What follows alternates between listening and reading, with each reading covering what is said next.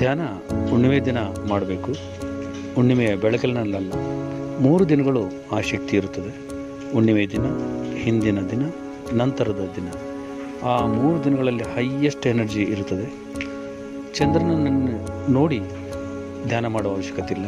ಆ ದಿನ ಚಂದ್ರನಲ್ಲಿ ಅಷ್ಟು ಶಕ್ತಿ ಇರುತ್ತದೆ. ಭೂಮಿಯಲ್ಲಿ ಅದಕ್ಕೆ ಶಕ್ತಿಯನ್ನು ಪಡಿತಾ ಇರ್ತದೆ. ಅದಕ್ಕೆ ಒಂದು ಉದಾಹರಣೆ ಹೇಳ್ತೇನೆ. ನೀವು ಪ್ರಧಾನಮಂತ್ರಿ ಮೋದಿಯನ್ನು ನೋಡಬೇಕು.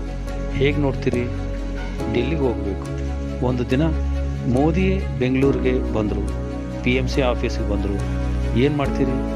ದೆಹಲಿಗೆ ಹೋಗುವ ಆಗಿಲ್ಲ. ಆಗ ಅವರನ್ನು ಭೇಟಿ ಮಾಡಿ, ನಾನೇ ಸರ್ ನಿಮ್ಮ ಹತ್ರ ಮಾತಾಡಿದಂತ ಹೇಳಿ, ಅದಕ್ಕೆ ಅದು ಮಹಾಶಕ್ತಿ ಎನ್ನುವುದು. ಆ 3 ದಿನಗಳು ಯಥೇಚ್ಛವಾದ ಶಕ್ತಿ ಬಂದಾಗ ನಾವು ತೆಗೆದುಕೊಳ್ಳಬೇಕು. ಹೆಚ್ಚು ಧ್ಯಾನ ಮಾಡಬೇಕು. ಇಲ್ಲದಿದ್ದರೆ ನಾವು ಡೆಲ್ಲಿವರೆಗೂ ಹೋಗಬೇಕು.